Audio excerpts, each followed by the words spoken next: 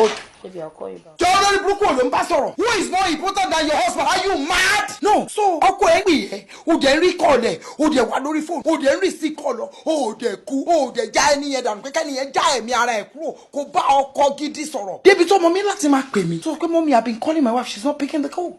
Are you mad? Kí ló ń ṣe yín náà? Ẹ má overprice ara yín. Ẹ kàwé mẹ́. Ẹ dẹ̀ báàjì ní tu yàrá mi. Ẹ mọ nǹkan tó ń pè privacy. Kan wọlé bẹ́ẹ̀ gbà. Ẹ kàn sọ̀rọ̀ bẹ́ẹ̀. Ṣé mo jọ́mọ yín ni? Are you telling me pé mo barge into this house? I source property? There's something called privacy. Meanwhile, ẹ̀yin àtọmọ yín kẹ́ calm down. Pick the phone! I call him and tell him you're sorry. Kí ló ṣe yín? Ẹ stop. Ṣo mad ni? Ẹ̀sùn ṣẹ̀ṣẹ̀ yẹn act ni.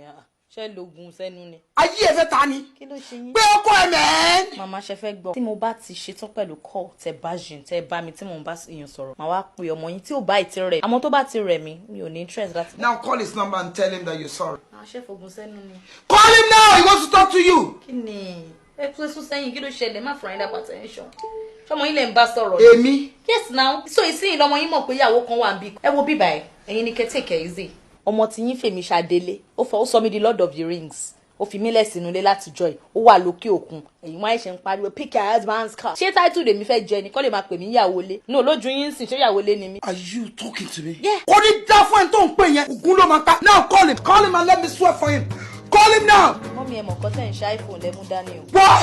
Are you still there on the phone? Ẹ màmá ṣubú. Ògún ló máa ta. Mọ́mí ẹ ti ń wo. Ògún pàjá ẹ̀. Ẹ bọ́ ẹ rọra jáde má bà screen jẹ́ fún mi iPhone lẹ́mú dání kí lè ṣe. No, not for no one else to pass.